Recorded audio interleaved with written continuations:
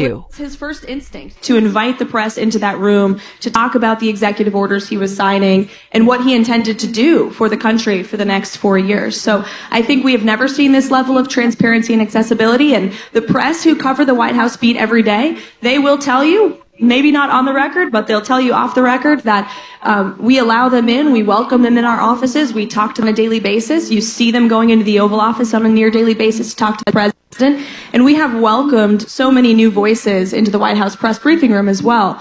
So I do believe that we've absolutely held that promise, and we intend to continue to do so. And least. This is a good question. Look, there are reporters who have covered the White House beat for a very long time, and they have institutional knowledge. I think it's fascinating to talk to them about the administrations of the past and all of the presidencies that they have covered, and to hear the differences amongst the presidencies. And again, one of the major things learned from the legacy media is just how it's changed and evolved in that room, and how different it is, their experiences from the last 4 years under the previous administration, who did not talk to them, who did not take questions in the same fashion that we do every day. I, as the spokesperson for the White House and for the president, try to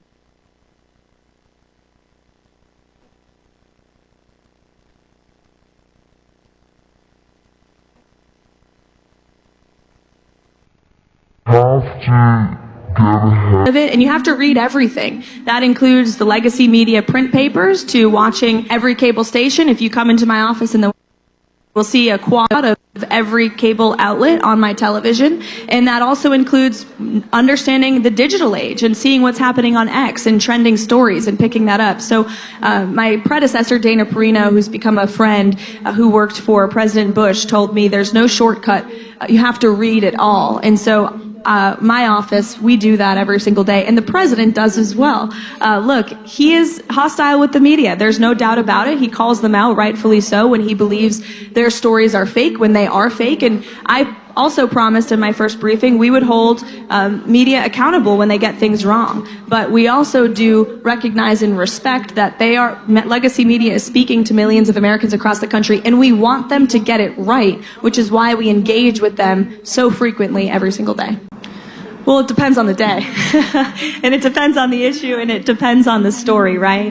And, you know, there are reporters who get it right sometimes. There's reporters who get it wrong sometimes, and we have to call them out. It just is what it is. I think the best reporters who cover the Trump beat and the Trump White House understand that you have to give us ample time to let us know what you're writing. Come to our office when you think of a story, when you come up with an idea to write about, and we can work with you to shape that story. We can get you the facts.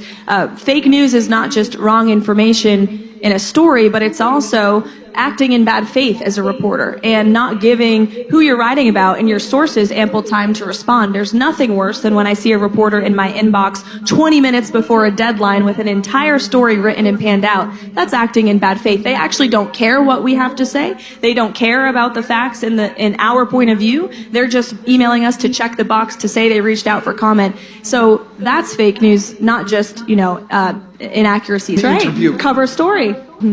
Well, he has constant complaints because he watches everything and reads everything and consumes it all. But I think, again, it speaks to his transparency and accessibility. I mean, yesterday he sat down with Jeffrey Goldberg of The Atlantic.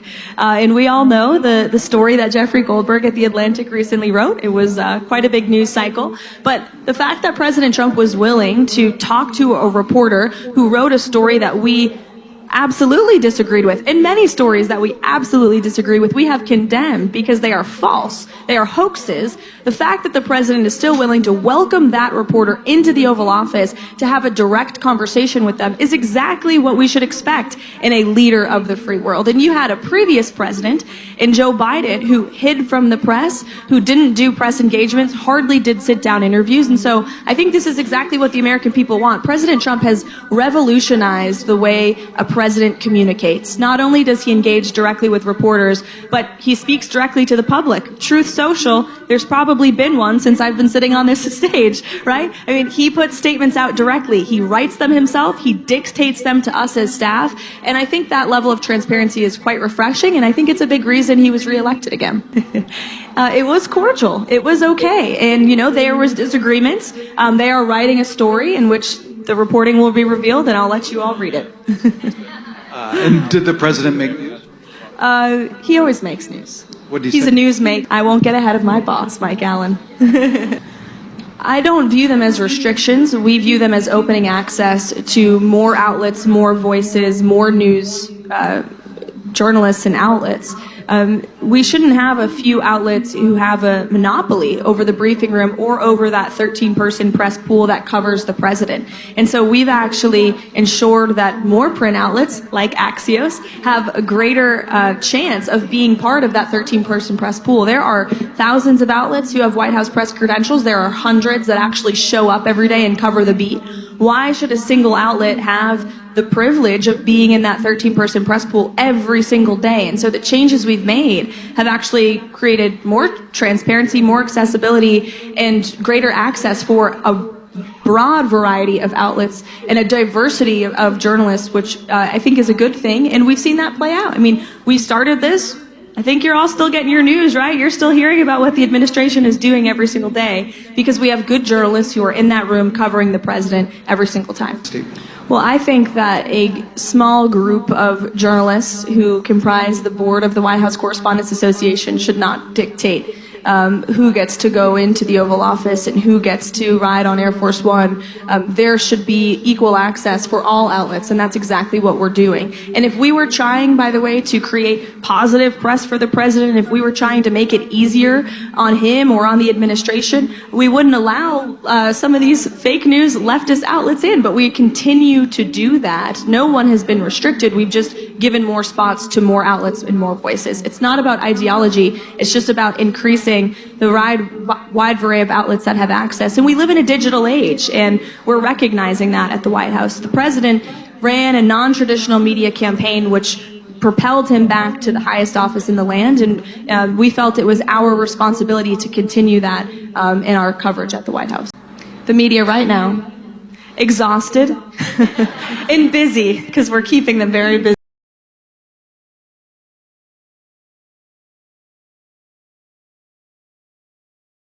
He is in problem solver mode right now. He inherited a lot of problems, no doubt about it. That's why, again, the American public elected him back to this city to solve those problems. And I watch him every day thinking about the challenges we are facing as a country and as a world, as big as the Russia-Ukraine conflict, which continues and he's focused on daily, which the trade deals that he's trying to negotiate abroad, to problems as small as cleaning up the homeless encampments right here in Washington, D.C. He sees one, he calls the mayor's office, he gets it fixed. He is truly a problem solver at heart, and that's, I think, what drives him every day. He shows up early, he stays late, he works 24/7, hardly sleeps to just solve all of these problems, no matter how big or small, and that's, I think, really the mindset the president is in right now. Success, to me, is being as, again, transparent and accessible as we can, successfully messaging the president's perspective on the issues of the day. And I view that as my ultimate goal when I go to the podium, is knowing the news, knowing what reporters want to hear, knowing what the American public need to hear, and making sure that I'm talking to the president and reflecting exactly what he sees and thinks about the issues that are pressing our country. Not very often, I must say. I have a very good staff, and I read everything. You have to, there's no shortcut for preparation. You have to read and consume all of the news. There have been times where I don't know the answer, and I am upfront about that in the briefing. And I say, look, I don't know where the president stands on that. Let me go check and get back to you. And by the way, in my office, we take pride in the fact that we do, in fact, follow up with the reporters after the briefing, and we try very hard to do that. Well, being a communicator for yourself is certainly much different than being a communicator for a principal. In a way, it's actually much harder because when you're communicating for yourself, you're messaging what you believe, or when you're a candidate, you're thinking about what do my stakeholders believe, what do my constituents believe, what are my beliefs, what does the media think I'm going to say, but what do I want to say? And so you're grappling with all of those value sets and coming up with a decision and then messaging it, right? But when you're a communicator for someone else, for a principal, in my case, the President of the United States, my job now is to message his beliefs and his opinions and what the administration is doing and getting the truth out to the public. So in many ways, It's actually easier because when you're a communicator for someone else or for a business or a company, an organization, any principal at any level of government, you just have to get in their head and understand the message they want to say and view yourself as the messenger for their cause. How did You think? Look, I think we live in a combative media environment that has come to fruition over many years. And I think while combative, it's also can be cordial. And again, while the president and I and our White House are the first to call out fake news, I believe as we should, we also try to work with our counterparts in the media to make sure the coverage is as accurate and fair and truthful as possible. Probably contrary to popular belief, everyone is invited to share their opinion. Would you do that? I have done that. I have said, sir, I don't disagree. I disagree with that, or I agree with that, or maybe we should say it this way, or we should put the statement out that way. And something that I think President Trump doesn't get enough credit for is his ability and willingness to listen. He is an incredible listener. And if anyone's ever been in a room with him, you know he goes to every person in that room to understand their perspective, and then he makes a decision. He doesn't care if you're the highest on the totem pole or the lowest. He likes to hear from people and understand where they're coming from and to help inform his decision. So he's always asking, not just me, but my colleagues at all levels, what we think, and he takes that into account when making decisions. Depends which time. He's the decision maker. Faith is surely what grounds me in as you said, a secular position and a challenging job and a challenging workplace. And having faith in yourself, but also in God, something bigger than yourself, I think helps keep perspective in this crazy, chaotic, 24/7 challenging environment that we work in. And it's very easy to get consumed by that. But I think having faith in God kind of brings you back down to reality, makes you remember this is a season of life. It's temporary and gives you good perspective.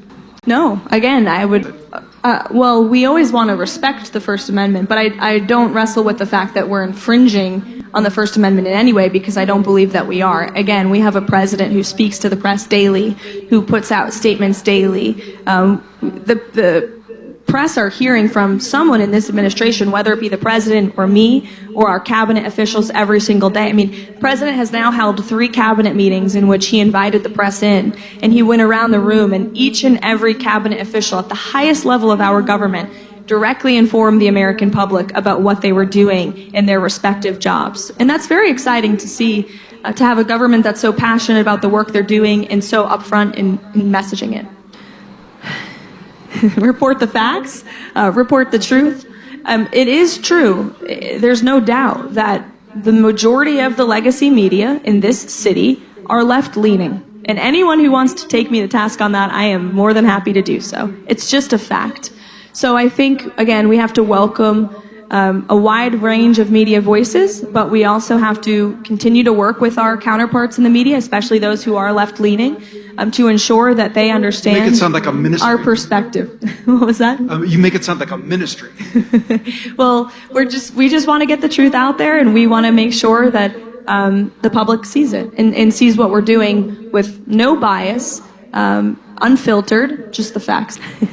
It's just a hat. The president was asked and answered this question yesterday. It's not something he's thinking of, though I hear the hats are flying off the shelves. Oh, I wish I had more time for health and fitness these days. I did play college softball. I played sports my whole life. I think athletics prepares you for the game of politics in many ways. Discipline, hard work, teamwork. I wish I had more time for the gym these days, but I enjoy long walks in the city. DC is beautiful, and I have enjoyed taking out for walks any chance I can get. I appreciate it. Thank you.